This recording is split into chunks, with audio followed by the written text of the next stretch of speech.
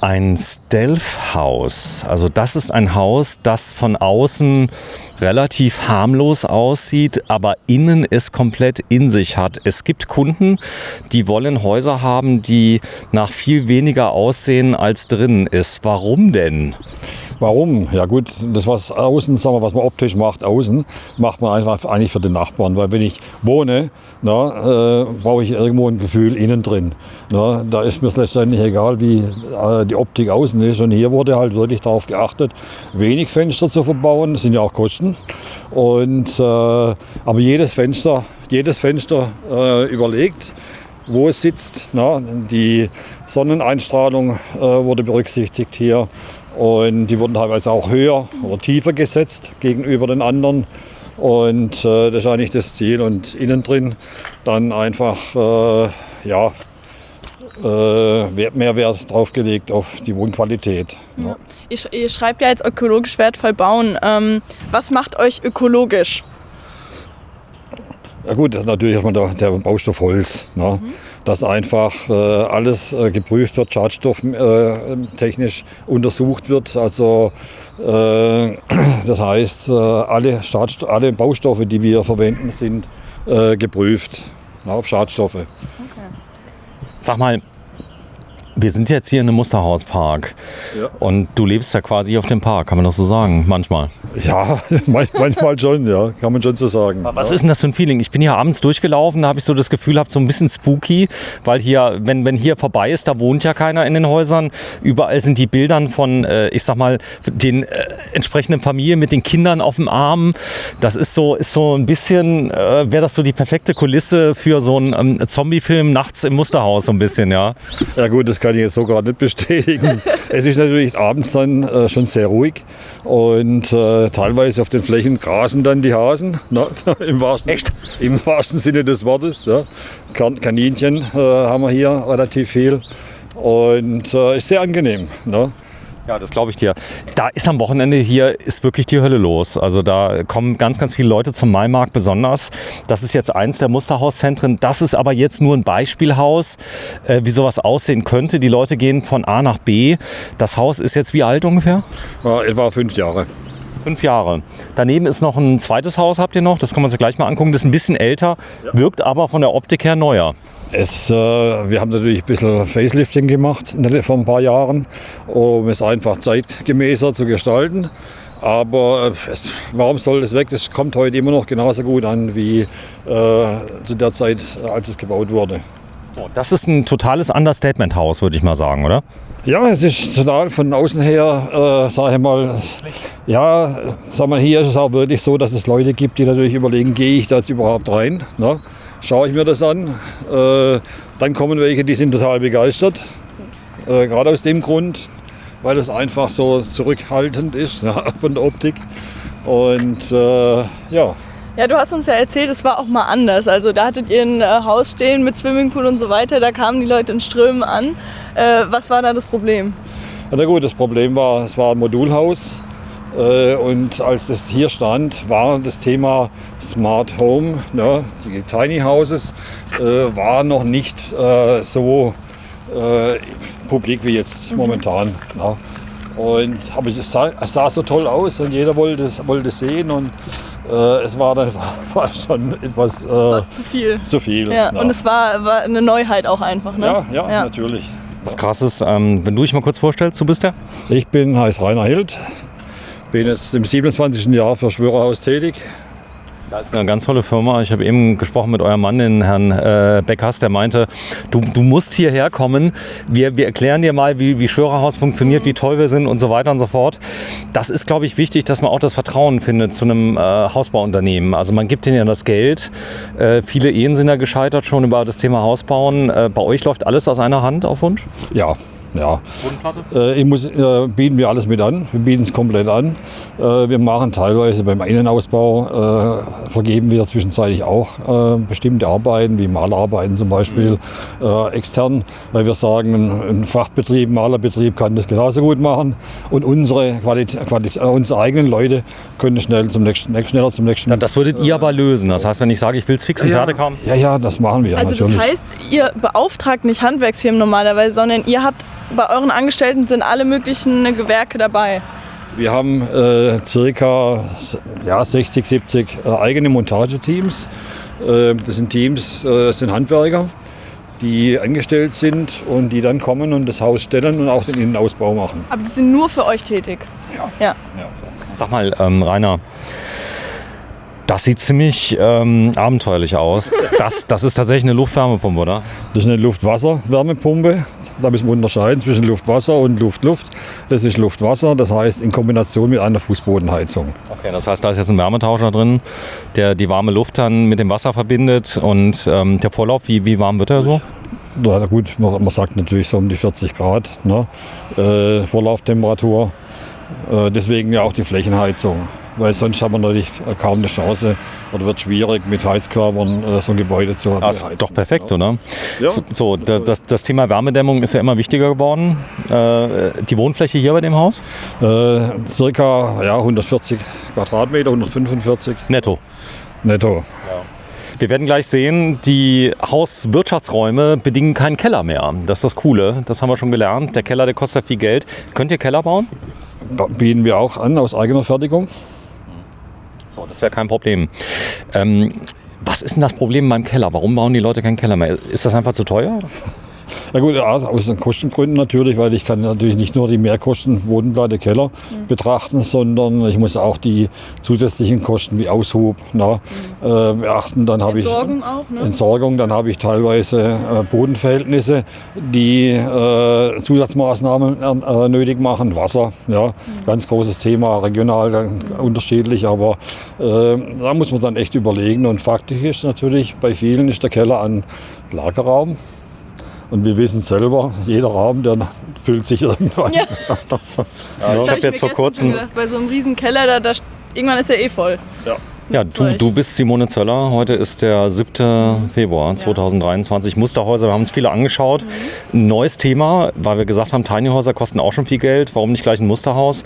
Preis, wie es hier steht nochmal, 300? Nee, circa 400, zwischen 400 und 450, gibt es verschiedene Ausstattungsmöglichkeiten. Ja.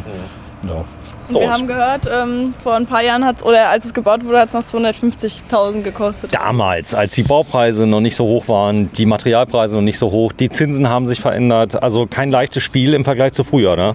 Ja. Ihr habt wahrscheinlich 2021 war dein Jahr, oder? Ja gut, nee, das ging ja schon, Entschuldigung, schon wesentlich länger, dass einfach die Förderungen relativ hoch waren, die staatlichen Zuschüsse und dann die Zinsen waren ja nahe Null. Ne? Und zwischenzeitlich haben sich die Preise halt deutlich erhöht und die Zinsen vervierfacht, hört sich nicht schlimm an, aber wenn ich halt vorher bei 0 oder 0,9% war und bin jetzt bei 3,5 oder 4, ist es natürlich schon ein gewaltiger Unterschied in Verbindung mit den Preissteigerungen. Ne? So, wir gehen mal rein. Die Haustür, der Standard. Ist das hier jetzt normaler Standard, was du drin hast? Das ist Standard, ja. Standard. Das ist so, wie halt so baut. So, da wäre jetzt diese Tür dabei? Genau, die ist jetzt dabei. Es gibt natürlich verschiedene. Es gibt eine relativ große Auswahl im Standard, wo sich der Kunde dann im Ausstattungszentrum anschauen kann und eine auswählen kann. So, da kommt mal rein, mach mal zu, wegen dem Licht. Das kann ich hier nicht filmen. Das ist das Schöne natürlich bei den kleinen Fenstern. Wir hatten eben, beziehungsweise es war gestern, waren ganz, ganz viele da, die hatten große Fenster, weißt du noch? Also das sticht raus, dass es hier deutlich weniger ist, aber sich aufs Nötigste beschränkt. Gut, ist natürlich so, das heizt sich dann nicht so auf im Sommer, das ist auch ein Thema. Und ich glaube auch... ich könnte es ja aktiv verschatten dann, aber... Natürlich, aber man muss natürlich eins betrachten, viele Fenster bedeuten nicht automatisch hell. Ne? Weil das Licht fällt an einem Punkt X ein und wenn ich dann da drüber, wenn das hier reinkommt und drüben, da fällt es auch wieder raus. Ne? Das heißt, man kann das berechnen und hier ist wirklich darauf geachtet, wenig Fenster, aber effektiv eingebaut. Und das heißt, ich sage meinen Kunden immer, wenn wir drüben sind, da haben wir genau das Gegenteil, da haben wir auch sehr viele Fenster. Aber wenn ich sage, okay, wir gehen hier rüber, da hat wesentlich weniger, ist es nicht dunkler. Ne? Ja, und wahrscheinlich sind die Leute auch so, dann können mir die Nachbarn wenigstens nicht reinschauen und so, das ist ja auch ein Thema, oder? Ja, es sind viele in Deutschland. Ja. Gut, das ist ja Niederlande, ist ein bisschen anders. Ist hier ein WC drin eigentlich? Nein, hier ist der Technikraum. Moment, den muss ich aufschließen, den haben wir normalerweise geschlossen. Denn da sind auch viele Knöpfe, die dann auch Leute bei der Besichtigung auffordern würden, daran Zu drücken. drehen, ja, und zu drücken. Ja, Ist das ein schöner Job eigentlich hier, Häuser verkaufen? sehr schön. Warum? Na gut, man kann halt sehr kreativ sein. Ja. Die Leute begleiten, das sind da mit so die größten Träume, die Leute haben, eigentlich das Eigenheim. Und man kann sie unterstützen hier. Bei der Grundrissplanung geht es schon los, ne? Und die Träume eigentlich mitleben. Ne? Was muss man vorher wissen alles? Also muss man eine Ausbildung als Immobilienmakler gemacht haben oder wie läuft es ab oder einfach im Vertrieb? Nein, also wir haben Leute, die aus ganz unterschiedlichen Branchen kommen und man arbeitet sich ein, man wird natürlich entsprechend auch geschult. Ansonsten Learning by Doing, es ist so. Ja. Sag mal ganz kurz, hier sehe ich ein paar Sachen. Das da sieht aus wie jetzt ein Wasserspeicher. Das ist jetzt entsprechend ein Wasserspeicher, der einfach in Verbindung mit der Wärmepumpe, das war ein Wasser speichert, ne? Und auch das Trinkwasser natürlich. So, das ist die Fußbodenheizung, nehme ich an. Sag mal, hier vorne, das ist der Kompressor für die Wärmepumpe, oder? Das, was wir hier sehen, das ist eine kontrollierte B- und Entlüftungsanlage mit, B- und Entlüftung. Das heißt, ich muss hier nicht lüften in dem Haus. mit Wärmerückgewinnung, die auch zum Beispiel für den Sommer noch eine Kühlfunktion beinhaltet, was ja auch immer wichtiger ist. Ist das stark, die Kühlfunktion? Ja gut, das ist keine Klimaanlage, aber doch deutlich spürbar. Ich spüre mal so, da ist der Elektrokasten, der drin ist. Das Thema B- und Entlüftung, da sagen die einen so, die anderen so, du musst hier, du hast kein stickiges Gefühl hier in dem Haus. Weil die Häuser sind ja doch recht dicht, oder? Das ist ja der Hintergrund. Ne? Das heißt, Energieeinsparung bedeutet, wir müssen erstmal das Gebäude dicht machen, Leckagen eigentlich beseitigen. Ja, früher waren alle Fenster undicht und so weiter, da war eigentlich ein ständiger Luftaustausch da. Dadurch auch die Gefahr von Schimmelbildung relativ gering.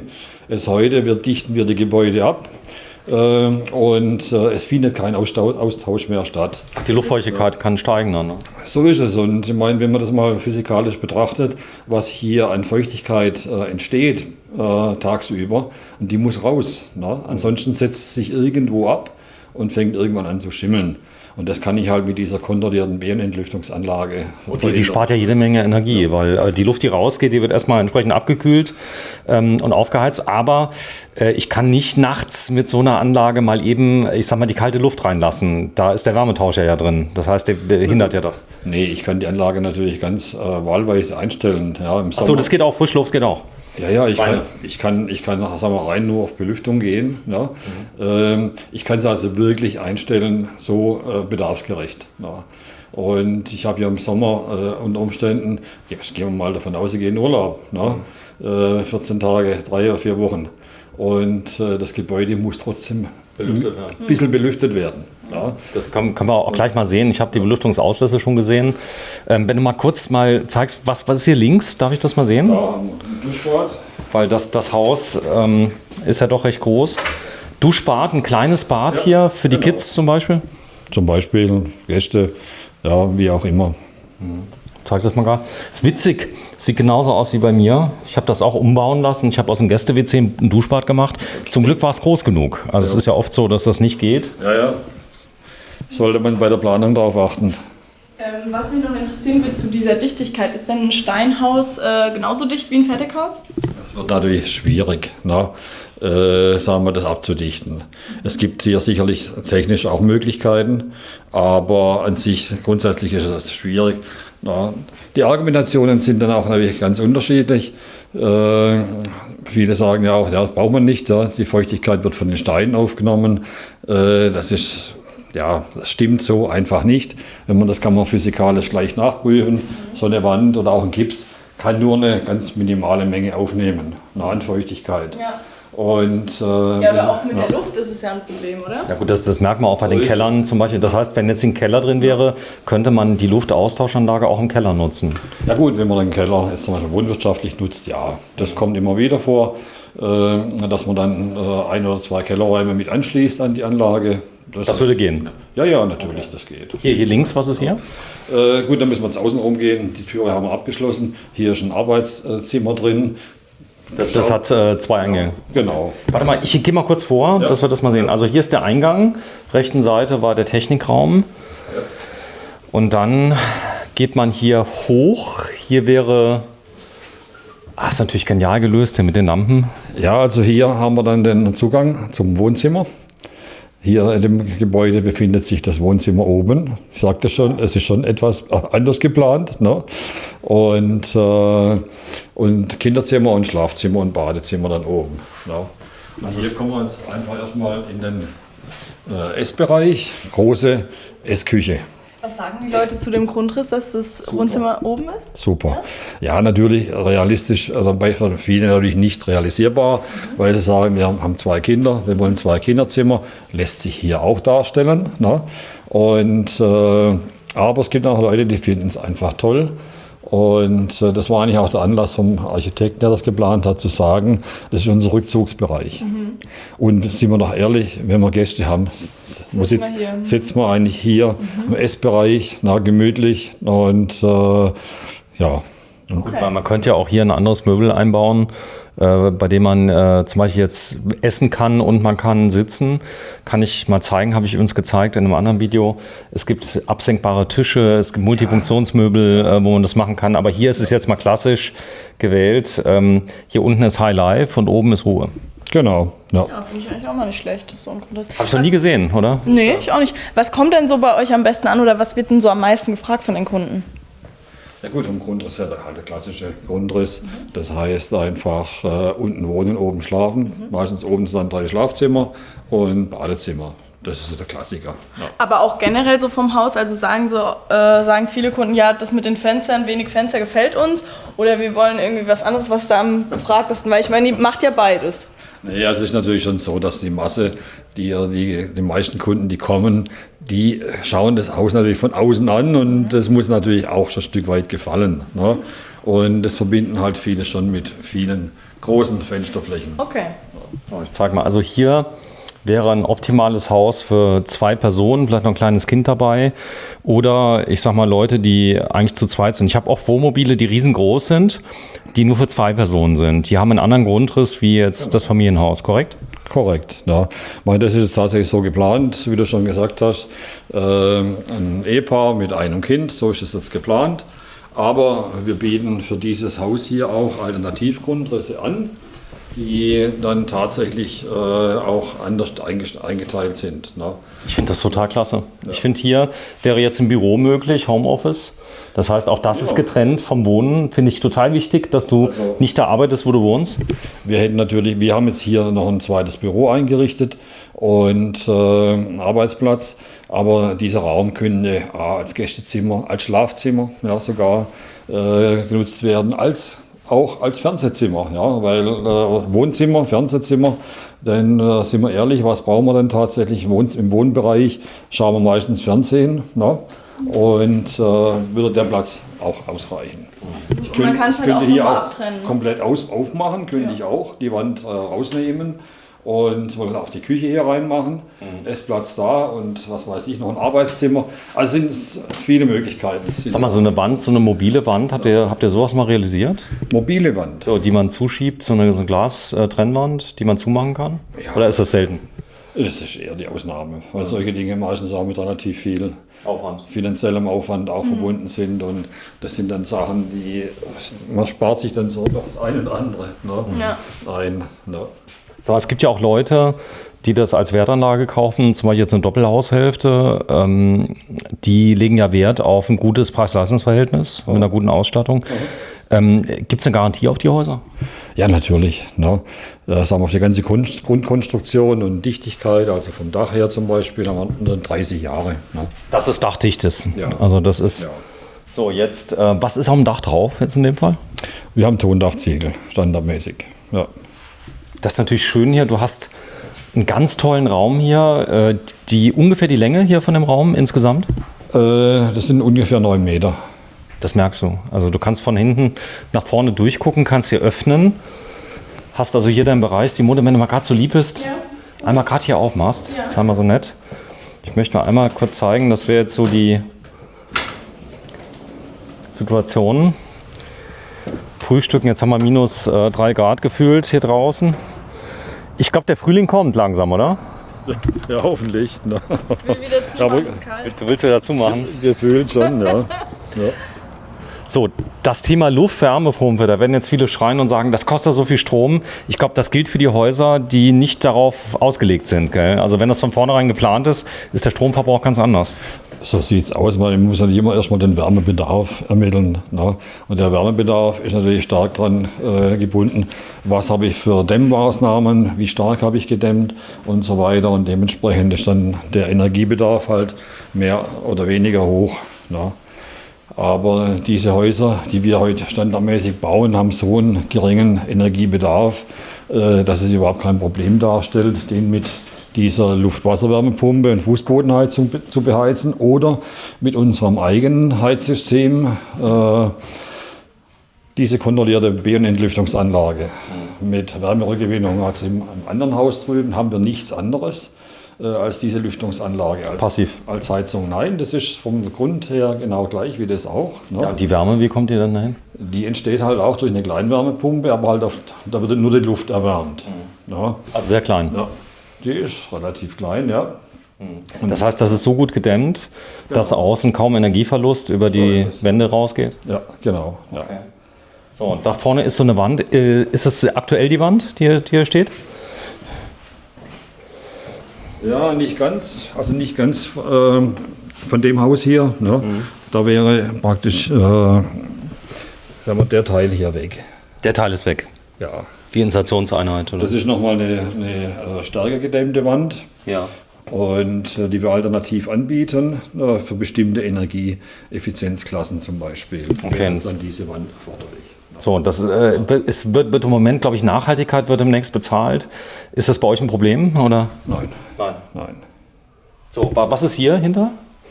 Da haben wir, das ist jetzt halt noch ein bisschen oldschool, sagen wir, sieht heute auch ein bisschen anders aus, ne? Standardmäßig. Also das ist die Steuerung für die Lüftungsanlage, die heute aber auch digital erfolgt, also mit dem eingebauten Display an der Wand. So, ne? ja. Und das ist jetzt die Steuerung für einen Heizkreislauf, der sich hier befindet von der Fußbodenheizung. Und hier hinter der Tür, was ist da? Da ist ein Abgang zum Keller. Es gibt einen Keller. Wir haben hier drunter jetzt einen Keller. Hier stand ja auch schon mal ein Doppelhaus, war Unterkeller. Ach so, der war schon da. Ja, ich meine, wir haben den Platz schon ewig. Ne? Und da waren schon unterschiedliche Häuser gestanden. Und wir haben natürlich jetzt dann, als wir das Doppelhaus abgebaut haben und das wurde verkauft, ne, haben wir den Keller natürlich stehen lassen. Sag mal, wenn ihr so ein Haus verkauft, Stein auf Stein kannst du ja verkaufen, aber dann kommt der Bagger, macht das weg. Bei euch kann man das rückbauen, oder? Genau, also das muss sagen, das macht ein Wind, wird verkauft. Das hat ein Investor gekauft, das Doppelhaus. Und da kommt dann eine spezielle Firma, die das abbauen. Ach so, die machen nur das. Die kennen sich aus damit. Ja, also ich muss sagen, ich war dabei, ich habe es verfolgt. Ich war begeistert, wie die gearbeitet haben. Ja. Also die wussten wirklich, wo sie anpacken müssen. Und dann wurde es halt verladen, abtransportiert und dann wieder aufgebaut, ne, am neuen Standort. Ne. Das war da schon. Wie kommt das? Ist da eine Wand, eine Einheit bei euch? Ja, gut, kann man es nicht. Im Rohbau meine ich jetzt, wenn das kommt. Also hier ist ja jetzt auch noch Putz drauf und keine Ahnung was. Aber jetzt normalerweise, wenn das gestellt wird, dauert es ja nur ein paar Tage, bis es steht. Ja, klar, natürlich. Klar, die Wände sind vorgefertigt. Also so eine Giebelwand natürlich nicht, je nach Höhe. Wäre nicht transportabel, die ist dann geteilt entsprechend. Und dann werden die montiert und standardmäßig sind die schon verputzt, die Wände, bei Schwörer, ne? Werkseitig. Und ist einfach der bessere Weg. Bist du Schwabe eigentlich? Bitte? Ja, ich war Schlechter. Okay. Aus dem Raum Stuttgart. Ne? Aus dem Stuttgarter Raum. Ja, ich überlege gerade, warum du arbeitest als Schwörer. Wahrscheinlich das Preis-Leistungs-Verhältnis. Du selbst hast auch ein Schwörerhaus? Ich als Junggeselle wäre mir das ein bisschen zu viel. No. Okay. Komm. Aber sonst bin ich im Haus. Was schön ist hier mit den Fenstern, die sind relativ tief, das sieht man von außen nicht. Und die sehen zwar so klein aus, aber sie sind tatsächlich riesig. Ja. Ich habe gerade gar nicht zugehört, was du gesagt hast. Ja, das machst du meistens, wenn ich irgendwas moderiere. Es ist natürlich, ich hatte es vorher schon erwähnt, dass die unterschiedlicher Höhe eingebaut wurden. Man muss es einfach hier betrachten. Wir haben jetzt hier den Sitzplatz. Wenn wir jetzt hier sitzen, das Fenster runter, ich habe vollen Blick nach draußen. Ne? Und das sind halt diese Dinge, die ich vorher meinte schon, wo der Architekt, der Herr Eichhorn damals darauf geachtet hat, wirklich durchdacht, jedes Fenster. Ne? Cool. Das macht es halt hier unten auch nochmal heller, ne, weil es den ganzen Raum irgendwie durchflutet. Also ich finde es gar nicht dunkel. Und das ist ja manchmal, wenn du jetzt Sommer hast, bist du froh, Ja. dass du nicht so viel Fenster hast, weil du weißt selber, draußen 38 Grad. Wir haben gedreht in Bad Kissingen, da war es heißer als in der Sahara. Im gleichen Zeitraum in Tunesien waren es 34 Grad, in Bad Kissingen waren es 38. Wir hatten das hier auch schon, oder 40 Grad. Ne? Und durch das, dass wir natürlich jetzt, hat es auch schon erwähnt, diese Kühlfunktion haben in beiden Häusern. So, die Leute wollen gar nicht mehr raus, oder wie? Ja, hatte ich natürlich schon, dass Leute sagen, ach, ich gehe jetzt hier nicht mehr raus. Ne? Wie war denn hier drin die Temperatur? 27, 28? Ja, so in der Richtung. Aber das Coole ist ja die Entfeuchtung, glaube ich. Also was die Leute am meisten spüren. Das ist das Zusätzliche natürlich. Ne? Wenn die Luft halt trockener ist, ist es viel angenehmer, ne? Und leichter zu ertragen, auch die Wärme. Ne? Und, aber man merkt, wie gesagt, durch diese Kühlung, die wir natürlich dann halt entsprechend immer laufen haben, merkt man das dann schon. Ja. Ist es dann in den oberen Stockwerken? Ist es nicht ganz so kühl, aber trotzdem gut auszuhalten. Ja. So, jetzt schauen wir mal hier rein. Die Lampen sind natürlich richtig tricky. Mit den Energiesparlampen machst du da irgendwie 3 Watt rein, dann die Leute kommen und sagen, mein Gott, das kostet ja alles Geld. Ich glaube, wenn du erstmal die 400.000 hier hingelegt hast fürs Haus, Dann macht das auch nichts. macht das auch nicht so viel. Man kann ja auch Solar kann man hinmachen. Und dann, ich sag mal, das wäre eine typische Anwendung für Solarspeicher. Großes Thema ist ja wirklich Solar- und Energiespeicher mittlerweile. Thema Nachtstrom kommt ja demnächst. Also wir empfehlen das natürlich auch in Baden-Württemberg brauchen wir, ist heute schon vorgeschrieben, beim Neubau, dass wir entsprechend Photovoltaik mitverbauen. Aber selbst vor Jahren habe ich das schon empfohlen, denn klar ist, den Strom, den ich selber produziere, muss ich nicht teuer einkaufen, macht mich halt auch relativ unabhängig von irgendwelchen Lieferungen. Ne? Und ja, das wird irgendwann halt doch Standard sein. Ne? So, jetzt doch der Fernseher. Du kannst mir mal einen Gefallen machen, den Ton mal ein bisschen leiser machen, bitte. Sei mal so nett. Da müsste ich jetzt suchen. Oder einfach rausziehen. Das ist. Ja, ist das hier das Haus? Warte mal, hier von dem Film. Es läuft gerade hier, oder? Ja, genau. Was ist das? Das ist so, die haben sich viel Gedanken gemacht und ganz ehrlich, das ist wirklich ein Understatement-Haus. Weil hättest du gedacht, dass es von innen so aussieht? Nee, überhaupt nicht. Ist auch total gemütlich. Von außen wirkt es eher so ein bisschen einfach. Aber das ist es hier drin nicht. Und ich finde es auch wirklich schön, hier mit der Dachschräge und dem Wohnzimmer, das macht es total gemütlich. Was krass ist, es war mal dunkel am Anfang. Ja. Und das Problem war halt einfach, optisch war nicht so der Renner. Ne? Und dann habe ich darum gebeten, dass man es einem anderen eine andere Farbe gibt und hat sich dann für weiß entschieden. Ne? Ja, und weiß und seitdem verkauft das wie geschnitten Brot, oder nicht?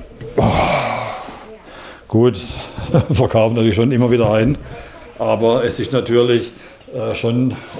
Also darf ich dir ehrlich was sagen, wir filmen ja normal Wohnmobile. So, und da hast du die tollsten, neckigsten Wohnmobile mit dem neuesten Design, aber die laufen gar nicht so gut. Die Leute wollen gewisse Standards haben. Und das Haus weicht ja schon enorm vom Standard ab, oder? Ja, sicher. Und wie gesagt, die Leute kommen ja hier, um sich Ideen zu holen. Und hier ist halt die Idee, sie finden das ja kein zweites Mal in den Musterhäusern, dass das Wohnzimmer oben ist. Ne?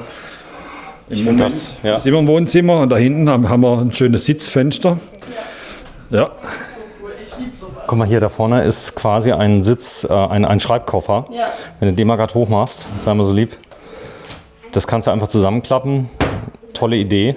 Kannst das Notebook drauf machen. Kleiner Fun Fact hier ist, du kannst den Nachbarn in die Sauna gucken. Hier vorne. Aber es ist halt so, diesen Mut zu haben, von außen so ein schlichteres Haus zu bauen. Weil es kostet ja dasselbe, wenn ich hier praktisch gegenüber bin. Keine Ahnung, was das kostet, aber... Ja, das wird ein bisschen mehr kosten. Ne? Das wird, ich glaube nicht. Also ich habe bei den meisten Häusern, man täuscht sich dann. Und das hier ist ja eher so, wo die Leute sagen, so, das ist so der Schwabe, der will nicht zeigen, dass er viel Geld hatte. Ja, wie gesagt, genau das haben wir halt von außen her wirklich sehr schlicht. Ne? Und zurückhaltend und wirklich Wert drauf gelegt auf das Innere, ne? Auf das Innenleben vom Haus. So, und du darfst dich da mal draufsetzen, bitte. Ja. Denn wir haben so viel Licht, das ist so krass mit dem Licht im Moment, dass ich dich kaum abgebildet kriege. Und Rainer, wenn du mal gerade mit mir zusammen mal in die Ecke da hinten gehst, dann kann ich einmal hier reinfilmen. Simone und ihr neues Traumhaus, das das alles mal auf einen Nenner kriegen. Ich gehe noch mal einen Schritt zurück. Bleib mal gerade noch mal sitzen ganz kurz. Ich brauche mal hier ein Startfoto, dass wir das haben, weil jetzt wirkt das natürlich richtig groß und es kommt noch viel besser, Simone. Das, was ich jetzt gesehen habe, das wird dir die Sprache verschlagen. Das ist quasi dein neues Arbeitszimmer. Komm mal zu mir. Ja. Das ist der Abgang übrigens. So geht es dann runter. Und Hier oben dann ist es dann dieses Lüftungssystem, oder? Die Rohre? Durch das, dass wir jetzt hier natürlich alles offen nach oben haben, ne? Und die Lüftungsleitungen müssen natürlich dann auch irgendwo geführt werden. Dachboden gibt es keinen. Hat man jetzt hier die Lösung gewählt, dass die Leitung sichtbar ich finde es cool. Ja, natürlich. Ich finde es auch toll. Gell? Kann man gut machen. Gell? Ja. Guck mal hier. Das wäre jetzt. Stell dir. Hast du gesagt Arbeitszimmer? Das wäre dein Arbeitszimmer. Ja. Ah, nein, das meine ich doch jetzt nicht so. Aber der. So, das wäre jetzt das Kinderzimmer als Beispiel, eindeutig. Ja. Aber riesengroßes Kinderzimmer, große Raumhöhen. Das heißt, es spart auch nochmal Geld, wenn man hier die Zwischenwand nicht baut. Ja, so würde ich das, unter dem Aspekt würde ich das mal nicht verstehen. Das ist einfach mit dieser Dachneigung in der Kombination eigentlich optimal. Ne? Ja. Also Geld sparen tun wir dadurch jetzt nicht wirklich. Aber es schafft viel Raum, oder? Ja, ist optisch halt. So, jetzt kommen die Leute und sagen, Heizkosten, das ist hier bei dem Haus nicht das Problem, oder? Nö, meines in Verbindung mit Fußbodenheizung sowieso nicht, weil da die Wärme von unten kommt. Ne? Und ist das überhaupt kein Thema. Ich finde das mit den Fenstern super. Also es wirkt überhaupt nicht so, als wäre das so ein Bunker. Es sieht von außen aus, als ob es total dunkel drin wäre. Und genau das Gegenteil ist der Fall. Ja. Du hast so viel Sonne, dass du die fast schon verschatten musst. Das ist... hättest du das gedacht, als es geplant war, dass es so kommt? Ja. Da habe ich voll drauf vertraut. Da hier, die Simone, die erinnert sich an ihre Jugendtage. Guck mal da, das Bärchen. Dann der Schrank hier mit dabei als Raumtrenner. Dann hier vorne. Ach, 2 Kinder können hier.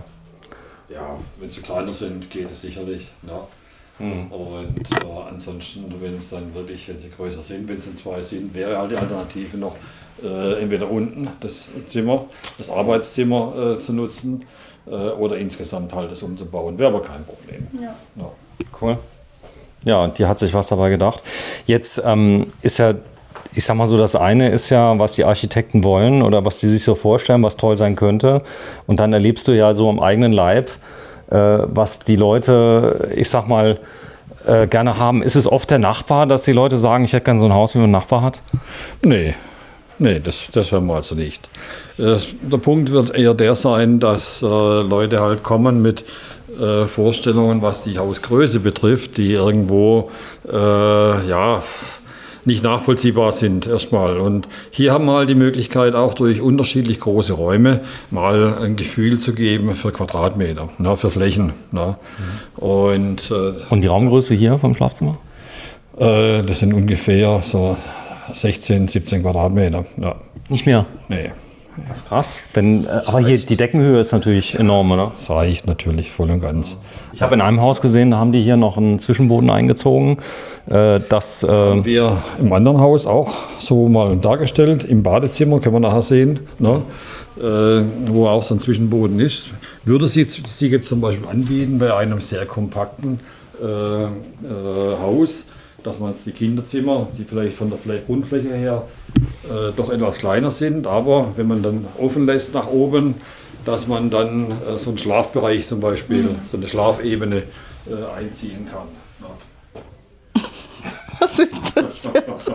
Ich bin mal gerade hier rein. Ist ja so eng hier. Irgendwann trifft man sich mal. Wenn du mal kurz noch mal vorgehst, Simone. Ja, und da mal vielleicht da mal aufs Bett gehst und mal so tust, als ob du ganz glücklich bist. Sehr schön. Ist aber ein Riesenraum. Mal hier reinguckst, hier die Höhe. Das ist natürlich auch cool, wenn du hier schläfst. Du hast keine stickige Luft durch die Lüftungsanlage. Du hast viel Sauerstoff hier drin, korrekt? Ja. Du musst die Fenster nicht zwingend öffnen. Stechmücken, das ist ja total nervig. Das ist ja auch das Thema, sage ich mal, so Einbruchschutz, ne, je nach Wohnlage. Ne. Ich kann die Fenster geschlossen halten, Lärmschutz, ne, wird momentan auch ein Thema, immer mehr. Und in Verbindung mit so einer kontrollierten B- und Entlüftung habe ich hier halt relativ. Weißt du, was total krank ist? Da vorne ist eine Autobahn. Und du hörst hier drin nichts. Genau, ja. Das ist immer eine gute Demonstration, auch bei unserem Elternhaus drüber, das noch näher an der Autobahn ist, mit sehr viel Fenstern. Autobahnabstand 150 Meter vielleicht, 200 Meter? Ja, 200 Meter maximal. Du hörst nichts hier drin. Ja. Du kannst die Fenster zulassen, du kannst die Lüftungsanlage laufen lassen. Wenn du mal gerade ein Fenster mal aufmachst, da kann man mal hören, einfach nur mal kippen, sagen wir so nett. Da kann ich mal hier... Ja, aber das ist deutlich zu hören. Und jetzt machst du zu. Und das macht, glaube ich, auch, ich glaube, die sind sehr, sehr steif, die Wände, das Holz und alles, was verbaut ist, sehr kompakt. Und das lässt kaum, ich sag mal, Lärm rein, oder? Ins Haus. Gut, es hängt halt mit dem Schallschutz zusammen, wobei man klar sagen muss, die Wände werden eigentlich nie das Problem sein, sondern die Fenster. Die haben im Regelfall immer den schlechteren Schallschutzwert. Ist das dreifach? Das muss halt sein, standardmäßig. Auf jeden Fall. Simone, das muss doch sein, dreifach. Ja. Beim Wohnmobil ist alles zweifach und das muss doch sein. Also tolles Haus. Den Boden kann ich wählen bei euch? Ja, natürlich. Das ist ein Eicheparkett, spezielles allerdings. Und gibt natürlich nicht alles im Standard. Aber wir haben schon eine relativ hochwertige Ausstattung. Die Türenbreite kann ich wählen? Ja, je nach Bedarf. Ja. Ich habe jetzt Häuser gesehen mit 1 Meter Türenbreite. Ja. Das macht nicht überall Sinn, oder? Macht nicht überall Sinn, weil ich mich natürlich unter Umständen bei einer kompakten Bauweise anderweitig dann einschränke. Und ich meine, eher sollte man mal auf die Höhe achten. Da ist bei Schwörer zum Beispiel ein Standard von 2,11 Meter, den es sonst eigentlich so nicht gibt. Ja. Bei allen Häusern oder jetzt speziell bei dem? Standard. Okay. Standard. So, dann das Badezimmer direkt am Eingang. Ja, die Architektin hat hier ein gutes Händchen bewiesen. Was mir auffällt, ist, das ist jetzt Dernier Cri, der letzte Schrei gerade. Ihr seid dem Markt oft 5, 6, 7, 10 Jahre voraus. Also das, was man hier sieht, ist Standard. Ist Standard, oder? Im Wesentlichen ja. Das heißt also, so eine Dusche zum Beispiel wäre Standard, auch Toilette, Waschbecken, Badewanne. Ne? Das ist ja jetzt hier Holzoptik. Wahrscheinlich nur Holzoptik, weil Ja, das darf nicht nass das werden. ist jetzt hier was Spezielles. Eine Keramik, oder? Und zwar das hier, der Zwischenbau, den macht unsere Hausschreinerei. Das heißt, Thema Einbaumöbel kommt immer mehr auch, dass sich die Kunden auch schon das ein oder andere Möbel mitkaufen und das bietet sich hier an. Da gab es halt noch einen Platz. Ne? Könnt ihr da hier auch hergehen und sagen, okay, ich mache das weg. Ne? Aber es bietet sich ja irgendwann. Also ich finde, das sieht man auch selten, so eine Dusche mitten im Raum, oder? Normal sind die eher so in den Ecken. Oder wenn ihr mal gerade zu mir kommt, beide, sag mal gerade so nett. Ich will einmal ganz kurz den Raum mal ablichten. Oder am besten geht er mal raus. Entschuldigung. Rainer, wenn du mal kurz rausgehst, sei mal so nett. Weil ich habe so einen Weitwinkel drauf, dann kann ich dir mal ganz kurz zeigen. Denn das ist so schön gelöst hier. Mit dem Doppelwaschbecken so schlicht, weißt du. Hier ist nichts groß verkleidet. Du hast einen riesen Spiegel. Was brauchst du mehr? Und klar, jetzt würden die Leute kommen und sagen, wo mache ich denn jetzt mein ganzes Zeug hin? Meine Zahnputzbecher und so weiter, die kommen hier drauf. Kann man Unterbaumöbel machen. Unterbaumöbel geht. Also hier vorne hast du noch eine Badewanne. Du empfiehlst du eine Badewanne im Haus? Ja, macht auch Sinn, gerade auch wenn es welche Kinder da sind. Ne? Klar, man badet heute relativ selten. Ne? Man muss auch ehrlich sagen, jetzt eher halt oft zwischenzeitlich eine Dusche, die frei begehbar ist. Ne? Und das sind halt heute diese. Und ich muss auch hier nicht lüften im Bad. Ich muss kein Fenster aufmachen. Das ist ja der Bereich, wo sehr viel Feuchtigkeit entsteht im Bad und deswegen wird hier halt abgesaugt. Und das heißt, da gibt es halt die Feuchtigkeit geht hier mit raus. Aber höre ich das, wenn ich diese Lüftung habe? Okay. Da sind Schalldämpfer dran und die sorgen dafür, dass du das nicht hörst. Zug, hat man Zug? Spürbaren Zug? Nein, man merkt es nicht. Das Einzige, man muss natürlich jetzt auch unterscheiden zwischen Tag und Nacht. Das heißt, nachts ist das Geräuschempfinden doch ein bisschen anders als tagsüber. Aber die Anlage kann ich so einprogrammieren, dass ich praktisch dann abends zum Zeitpunkt X, dass die automatisch runterschaltet auf die niedrigste Stufe. Das heißt, von der Belüftung her vollkommen ausreichend. Ne? Aber geräuschmäßig fast gar nichts mehr. Ich finde es auch unglaublich, dass man hier so ein Raumgefühl hat, weil es ist jetzt kein vom Platz, also vom Raum her so ein Riesenzimmer, aber trotzdem ist es ideal ausgenutzt. Du hast halt nicht alles zugestellt. Ja, also genau. das macht es, glaube ich, aus. Ja. Also dass du hier, ich finde ein tolles Haus, schön, dass wir das sehen durften. weil das ist mal was ganz anderes. Wir haben ja sehr viel Standardgrundrisse gesehen bisher. Und trotzdem, er weint ein bisschen, weil er sagt, das ist jetzt nicht das Haus, was ich jeden Tag verkaufe. Aber du sagst, man kann ja hier oben auch die Zimmer reinmachen, oder doch? Ja, natürlich, man kann es komplett umbauen, aber wenn du das jetzt gerade sagst, doch mal ein bisschen was anderes. Das war meine erste Information, die ich bekommen habe, als es darum ging, hier ein neues Musterhaus zu stellen. Dann hieß es, aber du weißt schon, ja, das ist schon ein bisschen was Besonderes. Ja, da freut man sich direkt, ne? Ja, doch, natürlich. Und es war am Anfang auch nicht ganz einfach, wie gesagt, weil es halt die Leute, ja, manche doch abgeschreckt hat, diese Schlichtheit im Außenbereich. Aber die Rückmeldungen dann, wenn sie reinkommen, ist auch immer toll. War dann umso schöner, oder? Genau. Ja. Ja, man kann es ja noch schlichter machen. Also es geht ja teilweise hin zum Bauhausstil. Könnte man hier kubisch bauen, wenn man das darf? Das heißt also die Wände gerade hochziehen? Ja gut, klar, natürlich. Ja, ich kann habe alle Möglichkeiten, die ich sonst auch anbiete. Wir planen ja wirklich komplett frei. Weil das Haus hier kubisch wäre natürlich eine ganz andere Optik. Also wenn das einfach noch ein Stockwerk drauf hätte, quasi. Ja klar, wie gesagt, machbar ist es auf jeden Fall. Und wir müssen uns dann auch immer an die Bebauungsvorschriften und an die Kundenwünsche orientieren. Aber so ein Satteldach wäre jetzt bei euch wahrscheinlich nicht im System, oder? Weil ihr sagt, die Deckenhöhe ist bei euch so entscheidend. Walmdach, fragt sich. Doch, natürlich. Ja. Gut, Walmdach muss man halt immer schauen, macht Sinn. Bei 2 Vollgeschossen bin ich da eigentlich frei. Wenn es zulässig ist, machen wir ein Walmdach. Ein Pulldach haben wir drüben ja zum Beispiel, ein Pulldach. Und, ich meine, so ein Satteldach, so eins. Das hier ist ein Ja, aber Satteldach. das ist doch jetzt ein bisschen flacher. Nee. Nicht? Nee, das täuscht. Ach so, dann muss ich mir nochmal von außen anschauen. Du hast ja hier so einen Kniestock, Ja. der da ist. Also damit, das geht ja noch ein Stückchen weiter da rein. Aber dahinter ist das irgendwie begehbar, die Ebene dort dahinter? Nee, da gibt es keine Ebene mehr. Da ist die Wand dran und das Dach endet hier, richtig? Das geht nicht noch weiter runter. Das täuscht von innen. Wir haben es ja draußen gesehen, das Haus selber. So, sollen wir noch mal draußen noch mal gucken jetzt, wo du drin warst? Also was wir hier haben, das ist ganz klar, das ist ein Satteldach. Ja, Von der Form her ohne Dachüberstand. Das ist das gerade, was eigentlich schon ein Ohne bisschen Dachüberstand. genau das ist in das, dieses. was ich meinte. So Ja, ist es. das ist dann, das geht wahrscheinlich dann Das nicht. sind immer Dinge, sag ich mal, die, sag mal, da gibt es immer, sagen wir, solche und solche. Dem einen gefällt es, dem anderen nicht. Und Wie waren denn die Rückmeldungen, als das Haus dunkel war am Anfang? Du hast erzählt, also von der Farbe her war das jetzt mal nicht schwierig. Das, ja, nee, war es nicht so ein Problem. Und muss sagen, da war ich vielleicht ein bisschen schuld. Ich fand es nicht so toll. Du musst ja am Schluss verkaufen. Also wenn da immer Leute kommen und sagen, naja, von außen, Ja, von innen. Es ist einfach so, die Leute kommen mit Wünschen. Ja. Und dann entwickelt sich das einfach aus dem Gespräch raus. Und wenn ich jetzt zum Beispiel sage, okay, ich bin jetzt drüben im Haus und sage, Mensch, das wäre hier toll, jetzt gehen wir doch einfach mal rüber. Dann spielt die Farbe außen keine Rolle, weil Fakt ist, dass jeder kann es machen, wie er will. Ja, was halt, wo ich jeden drauf anspreche und sage, Mensch, Leute, lasst doch das Äußere mal weg. Erstmal wollt ihr wohnen, ihr braucht einen Grundriss. Der funktioniert und so weiter. Und dann gestalten wir es von außen, so wie es euch gefällt. Und wenn er will, kriegt das Haus grün. Ja. Komm, wir gehen mal runter. Das wird dann das gleiche Haus in einem zweiten Video mal machen. Also großer Raum hier drin. Ich finde es cool. Ich finde alle Häuser cool. Es ist bloß immer so, die Leute hier durchgehen, die sind wahrscheinlich von jedem Haus geflasht die ersten 2 Stunden.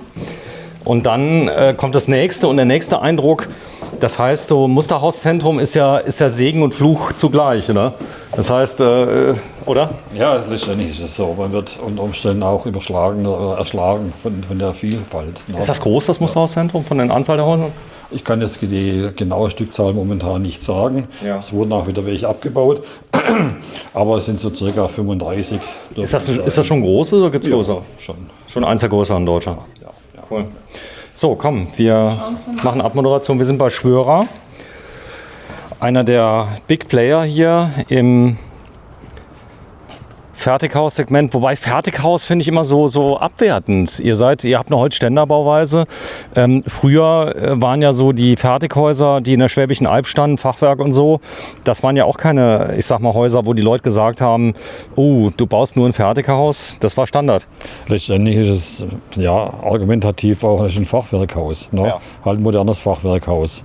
Und der Baustoff Holz ist halt ökologisch betrachtet halt schon eine Top-Sache. Ne? Es geht schnell, relativ schnell. Ja, es geht relativ schnell, das auch. Und Es reißt nichts, das habe ich auch gelernt. Also es ist, wenn es ankommt, ist es trocken schon. Das ist ja auch ein Vorteil. gut, ist natürlich so, wir haben zum Beispiel riesen Trocknungshallen, wo das Holz entsprechend geprüft und getrocknet wird. Da passiert gar nichts. Da sind auch keine Schädlinge drin. Manche denken dann, ja, was ist dann, wenn? Da passiert nichts, allein durch die Trocknung. Ne? Da kann kein Holzwurm überleben. Ne? Ja. Und ja. Der arme Baum, okay. Jetzt können wir uns nochmal das Dach hier anschauen. Also Genau. das ist ja jetzt Das ist das Dach, das ist ein Satteldach, aber das da hinten jetzt zum Beispiel, was wir uns gestern angeschaut haben, das ist ja auch ein Satteldach. Ja. Und das ist ja viel tiefer. Es hat einen Oder Überhang, das geht Überhang. weiter runter. Ja. Und aber durch die Schräge hast du natürlich im oberen Bereich viel mehr Schräge. Genau. Das heißt, genau. das da hat jetzt keinen Kniestock oder einen kleinen Kniestock. Ja, also minimal. Also ich Ja, finde das wenn überhaupt. viel unpraktischer tatsächlich. Aber da ist doch jedem, wie er will. Verstehst ja, du? aber man hat doch viel weniger Wohnraum dadurch. Klar, die Schrägen sind auch gemütlich, aber die Schrägen sind auch gemütlich, finde Man muss hier halt immer darauf achten, es gibt Bauvorschriften. ich. Ja, okay. Und es gibt Baugebiete, die einfach nur eine bestimmte Höhe zulassen. Ja. Und da komme ich nicht dran vorbei. So auch mal auf den Kniestock zu verzichten. Ne? Das ist so. Ja. Okay, da ist das Dach noch ein Dach eigentlich oder der Speicher noch ein Speicher und kein Wohnraum. Vom Prinzip her ja. Ne? Ich habe dann halt durch die Schräge, wenn ich keinen Kniestock habe, habe ich halt Einschränkungen. Da werden normalerweise noch so Vorsatzwände eingebaut. Und dann habe ich hinter den Wänden vielleicht noch einen Speicher. Ja, ne? genau. Ja. Okay. Ja. Ist das hier eigentlich so ein Haustyp, der oft geht, wo die Leute sagen, das ist so eine kleine Stadtvilla oder so? Das habt ihr auch, oder? So ein Haustyp? Ja, natürlich. Na, wie gesagt, durch das, dass wir komplett frei planen, das ist halt eine zweigeschossige Stadtvilla mit Flachdach, wenn zulässig, ja, kein Problem. Ne? Ist das, also wenn man das jetzt ein bisschen flacher machen würde, also so wie mit so einem Überhang, dann ist aber ja manchmal trotzdem dieselbe Höhe, oder? Oder ist es dann vom Wohnraum, darf es einfach mit nicht? dem Wohnraum nichts zu tun. Das passiert ja außerhalb. Oder wenn ich natürlich hergehe, klar, ich könnte das Dach jetzt noch flacher machen, ne? Könnte auch ein ganzes Flachdach machen. Passiert innen drin nicht viel. Ne? So, hier sind wir. Schwörer mit einer Luft-Wasser-Wärmepumpe. Das Haus ist 5 Jahre alt, sieht man ihm nicht an. Und das ist die Adresse. Wir sind in Mannheim. Hausnummer, was haben wir hier? 34 im Musterhauszentrum Mannheim.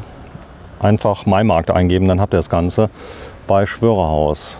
Ja, heute ist der 7. Februar 2023, eine Woche vor Karneval. Tschüss.